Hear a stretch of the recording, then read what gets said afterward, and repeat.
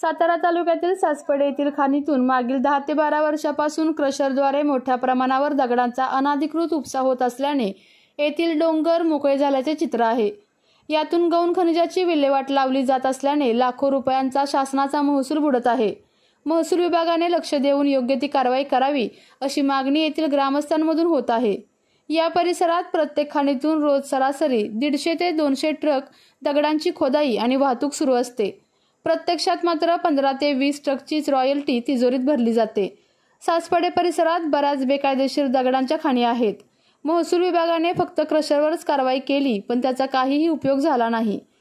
जिथे दगड संपले अशा ठिकाणी डोंगराळ भागात भले मोठे खड्डे पडले आहेत। या व्यवसायामुळे काही वर्षात सासपडेतील डोंगर नष्ट होण्याची भीती आहे।